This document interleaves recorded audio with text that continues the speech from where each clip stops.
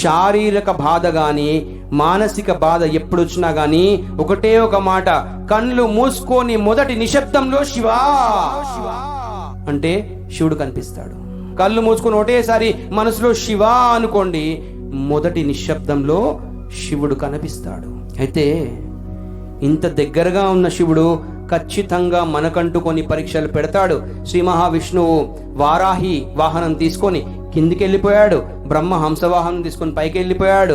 ఇద్దరు కొన్ని దశాబ్దాలు, వందల వేల సంవత్సరాలు అలా వెళ్తూనే ఉన్నారు. కానీ శివుడు, నిన్న మనం శివుడి గుణాలు తెలుసుకున్నప్పుడు ఏం తెలుసుకున్నాం? శివుడికి ఆది లేదు, అంతం లేదు. There is no beginning and there is no end to Lord Shiva అని అనుకున్నాం మనం.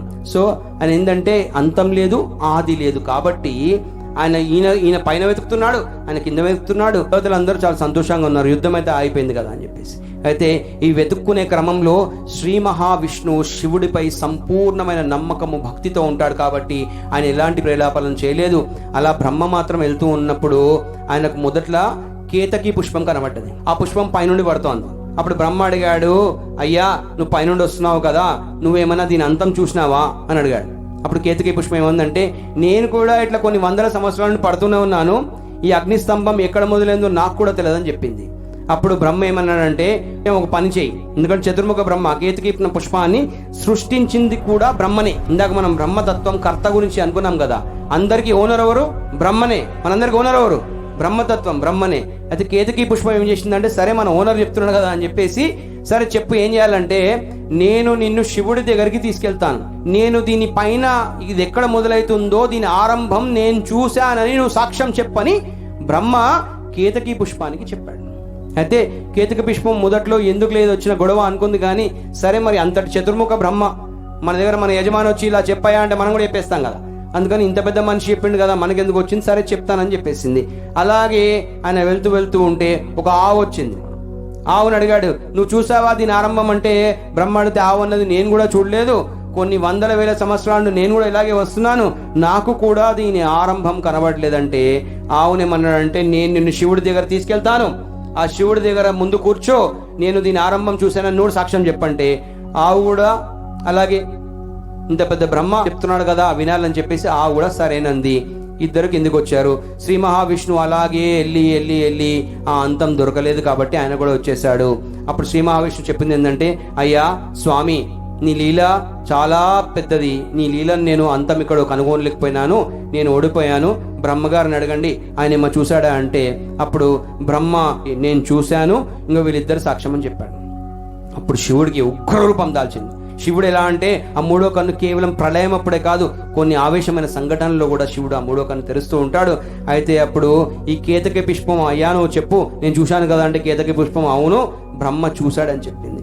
అలాగే ఆవు అవును ఈయన చూశాడని చెప్పింది. అప్పుడు శివుడు ముగ్గురిని శాపించాడు. కేతకి పుష్పం ఎప్పుడు కూడా ఆయన శాపం ఏంటంటే, ఈ జీవితంలో కలియుగంలో ఏ యుగంలో కూడా నువ్వు మాత్రం శివ పూజకి అర్హత నీకు లేదు.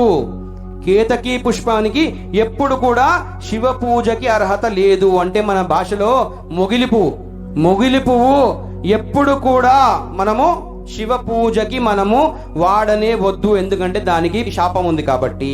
అలాగే ఆవు అంత మంచి జీవి, మనం ఆవు అంటే మన గోమాత అనుకుంటాము, ఆవు అంత పెద్ద తప్పెలా చేసిందని అనుకుంటాం కదా. ఆవు కూడా శాపం ఏంటంటే, నిన్ను ఎవరు కూడా ఏ నోటి నుండైతే నువ్వు ఈరోజు అబద్ధం చెప్పావో నీకు ముందు భాగంలో ఎప్పుడు పూజ జరగదు, నీకు తోకకే పూజ. మనం పూజ ఎప్పుడు కూడా వెనుక నుండే చేసుకుంటాం అన్నమాట.